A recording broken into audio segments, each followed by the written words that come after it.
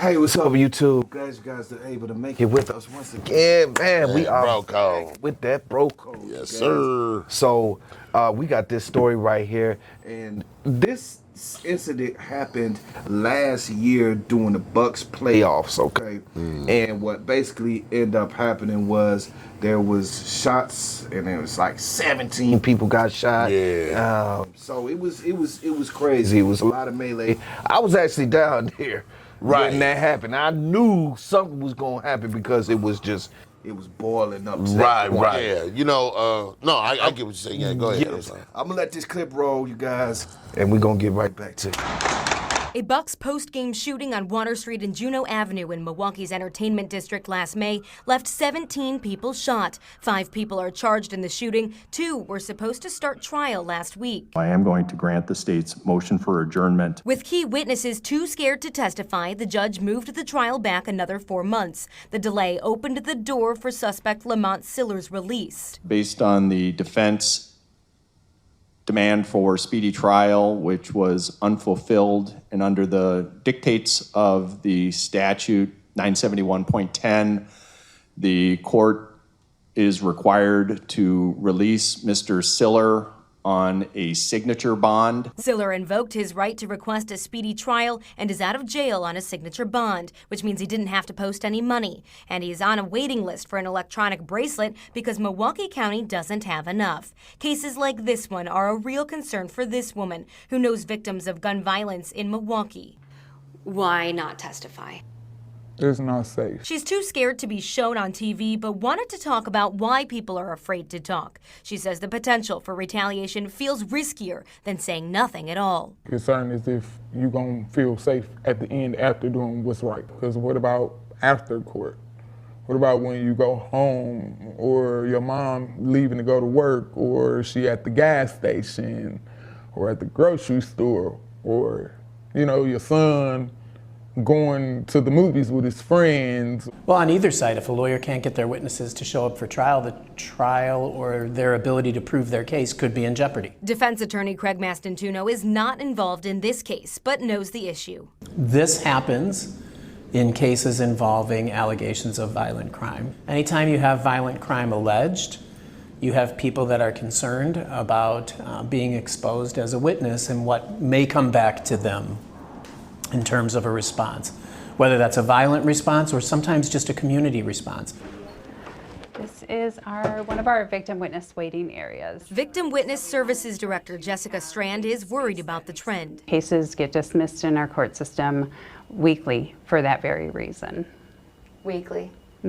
39 victim witness advocates in the court program try to mitigate the fear of coming forward. We do want to work with people to really help them understand the important role that they play. I want Milwaukee to be a safer place. In Milwaukee, Courtney Sisk, WISN 12 News.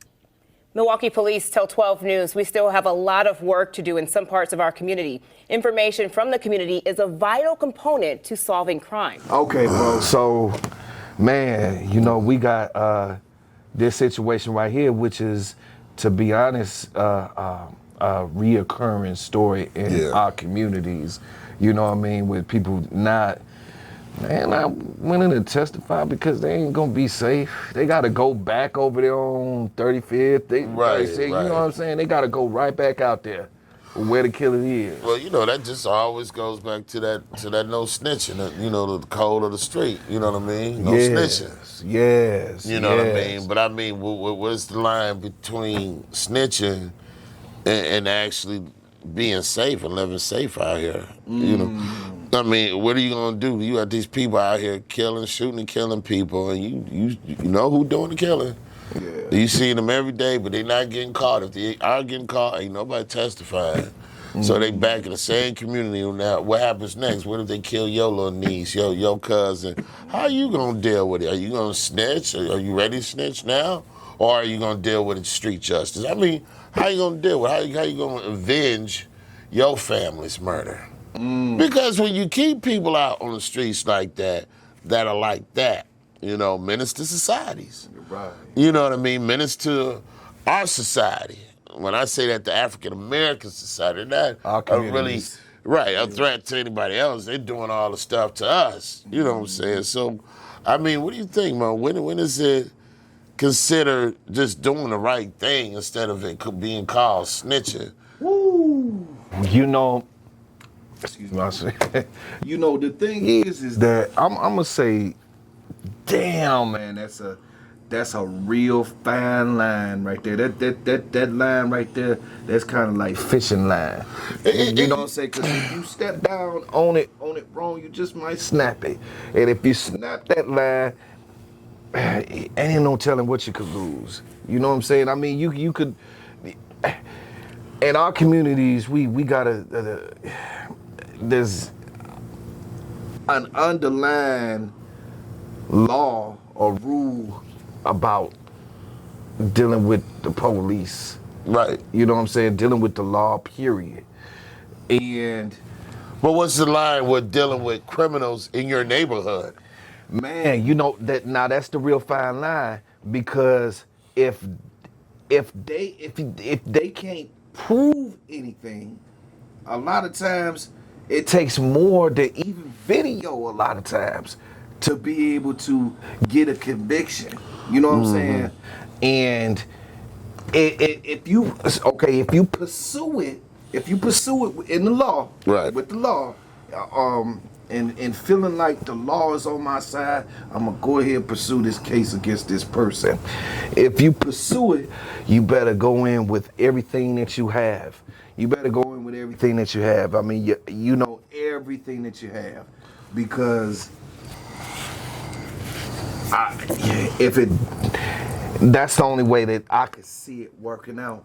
But even after that, then you know you don't know who this person know, and you know what I'm saying, like, Right, so that's know the issue. you. Yeah. Right, so now when you go home, because you go back to the neighborhood, Right. just going home, now you consider snitching. You got my guy, told him my guy, he had to do 15 to L, 25 to L, whatever. Right. You know what I'm saying?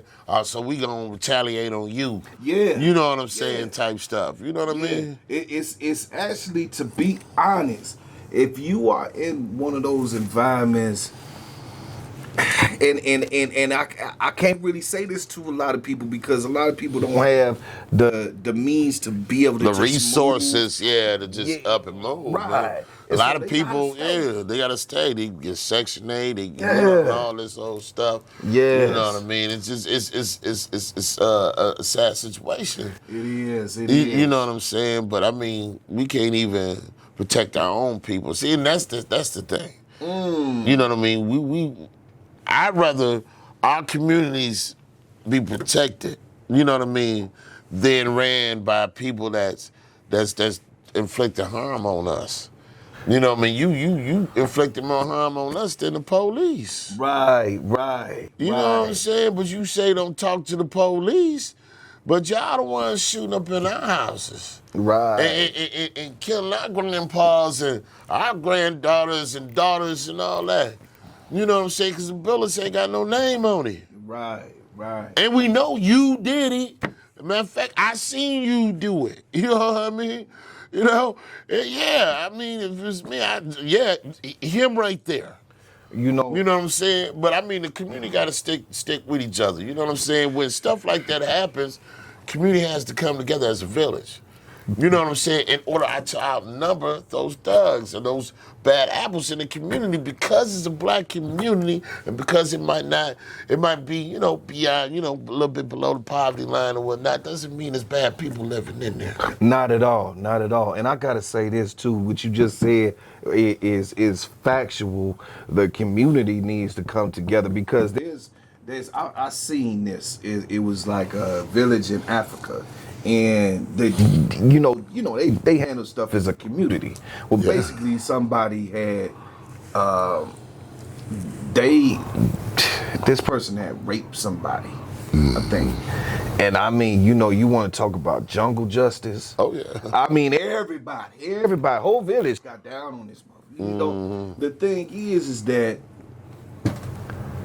see, we don't connect as a community like that.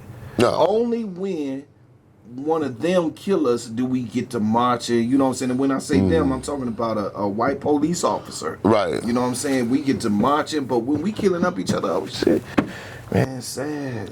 It's sad. Right. And the thing is that, yeah, we do know who is the ones that's doing the shootings. Right. And yeah, we do know where they stay at. Mm-hmm. Now, the thing is if we could, if there's a way that y'all could come together and say, you know what, we gonna arm ourselves. We gonna make it uncomfortable for this right. to live, to even show his face in this neighborhood Right. anymore, because that's the only real justice that we gonna get, because we can't expect for the police to save us, because they ain't gonna come until the crime has been committed. Right. You know what I'm saying? Right. And a lot of times they only there to be able to mark up the death scene.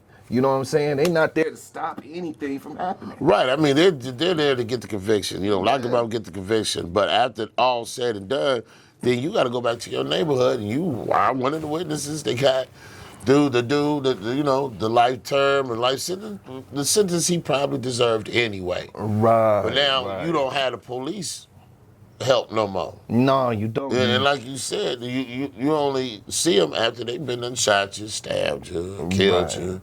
Then they come, scoop your body up, you know, and take you to medical examiners, and here go the process all over again. Factual. You know what I factual. mean? And I think a lot of the men in the community are scared of having that vigilante mindset, because they are afraid of getting in trouble because of maybe what they've built in life. They don't want to lose it. A lot of people don't want to lose it. See, the thing is what's worse, losing what you got or continuing to live in fear? Right, and You know losing what I'm people around you from these reckless, Right. you know what I mean? Right. People in the community. Because I don't know, man. I don't know, man. It's a never-ending question, though. It is. You know what I mean? It's a question that hasn't been answered yet. Are there answers for it, solutions for it? Yeah, it definitely is. You know what I'm saying? But again, it all goes with culture too. It does. It's culture. Our culture, African American culture. Especially in the neighborhood. I'm not talking about, out in suburbs where people that got that type of money could move out there and got to worry about that type of stress that we got to live with in the hood, in the neighborhoods, you know what I mean? So it's a culture thing, bro. It is. Culture, man. It is, and it's a and like you said, it's not the culture of the Africans. No. You know what I'm saying? It's totally different. It's not our culture. And that's the thing, the nigga mindset, that's not something that we had before we was brought over here into this land. We was given that mindset. Who hate niggas worse than anybody? The same people that taught us how to hate. You know what I'm saying? We sitting there where we learn to talk from. We learn to talk from Master. Master, shit, Master didn't even have correct English. It was that time we learned how to talk. You know what I'm saying? Right. But the thing is that is not who we are. And black man and black woman out there, please find yourself, okay? Get to know who you are, because the way that they portray us and the things that you see, that the way that they want you to act, that is not you. You God's people. But you have to be able to understand that and know that in order to appreciate the life that you have. That's right. So with anything, you got anything else to say? Bro? Nah, I just want to say, we pretty much touched on everything. And, and again, I just want to implore the people out there, sometimes, being brave ain't always about being, the strongest out here, you know what I'm saying, the toughest person out here. Sometimes being brave is being able to do the right thing. Factual. So that's all I got. Man, good point, bro. Good point. All right, you guys, you heard the dialogue. Go ahead and leave your comments. We want to read your comments. We want to hear what you got to say. If you haven't already, subscribe, hit that notification bell so you can be notified when we come out with new videos. So smash those likes. Until next video, you guys. Peace. Peace.